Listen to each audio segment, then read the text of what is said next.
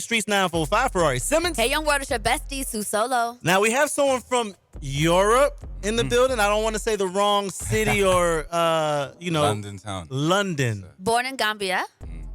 Moved to London. Can you please pronounce your name? Because we were going back and forth. JNR Choi? Yeah, perfect. Okay. Exactly. Aha! What did you say? I already told What you did that you you say? won when I realized that I lost. What did you say? Very early on. Let me explain myself. Very early on, I was like, no, friend, I think it's JNR Choi. It can't be that, see? It can be that, see.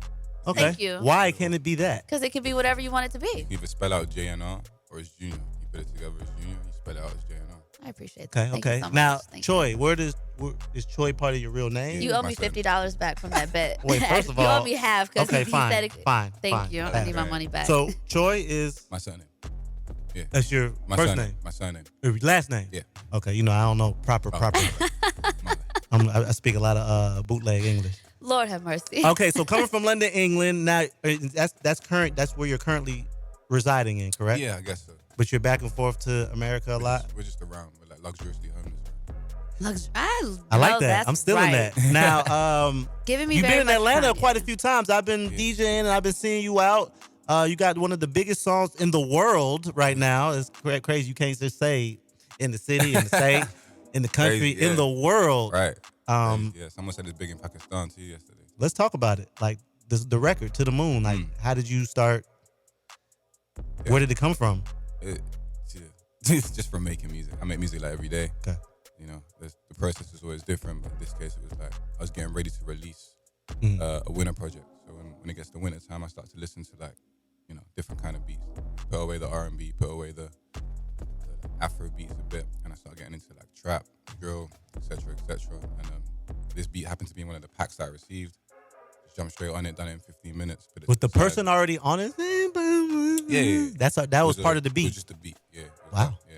Just jumped on it, done about 15 minutes, put it to the side, and then when I was shortlisting stuff for the tape, it was in that, and then it was like, cool. I was like, it's alright. I didn't think too highly of it. I put it like number 6 out of 12, and then got it mixed and mastered. Mixed and mastered now. And my DJ, he from London, he DJs at every like popping club, so he DJ at like the Magic City and the Opium and stuff like that. He DJ at all the major Mayfair clubs in London, and he teased To the Moon for like a quick thing in the club one night.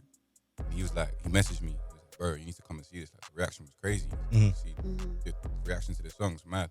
I was like, all right, cool. He never says that. I was like, all right, Okay. cool. I came in the next day, and literally I saw it for myself. Like the song played, everybody stopped and was like singing along, and then TikTok too. this was before all that. This was before TikTok. pre-release. This is grassrooted, Before it was even yeah. released, like, yeah. So he teased it. Everyone like went crazy. I had people coming up to the booth trying to Shazam the song on their phone, and that's when I was like, all right, cool, this needs to drop. I was like, yeah, like, if I'd be stupid not to drop. Yeah, you knew you had something there. So let's back it up a little bit. What came first? Music, songwriting, maybe modeling? Modeling. Came first. So how did you transition into being an artist? I was one girl on FaceTime one day, some girl I was speaking to. She wasn't really from my city, so it was a FaceTime thing. She was like, yeah, you look like a rapper, you should be a rapper. What? Yeah, Just so, like that? Just like that. And I was like, all right, let's go. And then you went to the studio and got some beats, I put or on a beat on YouTube, typed in something. just like that?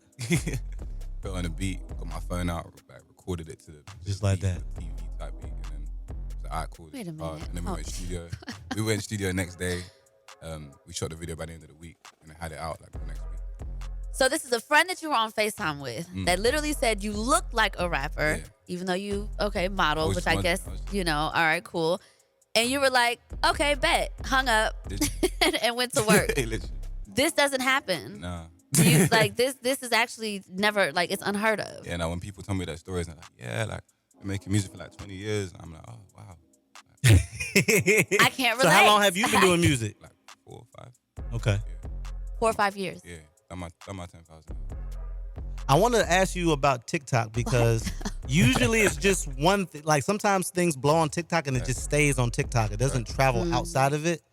Yours went outside of it, and not only did it go outside of it, it went globally. But I want to stay in TikTok because your song is actually like a soundtrack to people changing their outfits. Right. people showing their shoe collection, showing their car collection, because it starts one thing and then the beat breaks down. They're at another location. So when they're traveling, how does things like when you see that, how does that make you feel as an artist? I mean, I love the way that it's something you can use in your day-to-day life. That's what whenever I see people using it, I don't know, there's even like a baby I saw yesterday, like 3 years old. Her favorite song, she's like, I want to hear that song. Like, seeing something like that, like change people's day-to-day, make this little kid happy, or like something they can use to boost their social media or to showcase their cooking or dancing. It's fire. It's the soundtrack for it's fire that the song's able to you're able to utilize what you need from it. You almost seem like really comfortable for the amount of stardom and, attention, because this is actually like a really, really, really big global record. Like it's actually really huge. You're saying it like, oh yeah, a 3-year-old liked it, and this girl on FaceTime said whatever, but it really just almost seems like it might have been destined. So were you already like a really big time model? Are you kind of, used to fame a little bit? Do you think this is helping you adjust? You seem very comfortable. Very comfortable.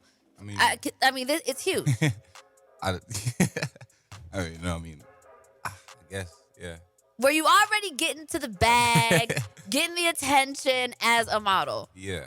So so this is kind of smooth. Yeah. It's like we're taking it up a notch. Yeah. What brands have you modeled with or worked for? Name one. Oh wow! Ooh. Wow!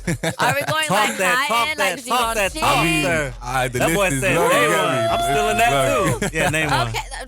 Who have you worked with, Ferrari? Name one. Pause. It's about JNR. Yeah. No, I'm just saying right I'm gonna steal that. I'm gonna steal that. You can't steal it. That's the swag. swag. Like you said JNR, you said Junior. That's for everybody. Listen, you can say what you I want. still need my $50 though.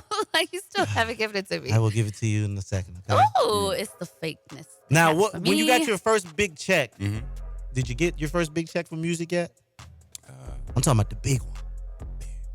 The big one. The biggest. The biggest that you've had. What did you do with it? Like, or when you looked at it, you was like, damn. Like, I'm about to, go such and such. But I just like investing back into what we're doing, Like that's how I feel like you make the most bread. Whatever you do and whatever how much you make from it, it can only grow bigger if you put it straight back into the pot. Right. That's kind of what I mean. What is the pot? Is it local community things? Is it fashion driven? Is it working with students, mentoring? Is it projects in Gambia? Like what is the pot? It will be that. It will be that. Okay. Currently, it's like straight back into what we're doing here. We're running around the States, we're spending a lot of money on. How do you like that? I love it. Okay. It's a vibe. Do you prefer London? London. I miss London every time I leave it. Okay. Yeah, every time I leave London, I'm like, it's a vibe in London. But like, I do love being out. All the states are different, and that's really interesting. For sure. When's the last time you actually have been in Gambia?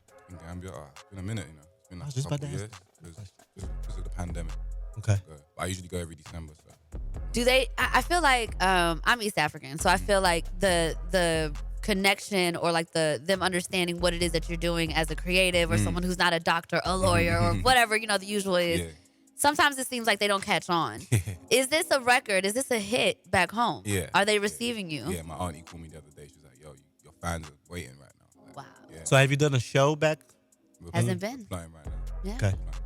What about back in London? Crazy. Have you done a show back there yet? We were already kind of doing shows. Okay. Before this song. In Europe or just like in? All of it, yeah. Oh, we're doing like Paris. We're doing like because what we used to do is intertwine the fashion weeks with this. Yep. We go out for Paris Fashion Week.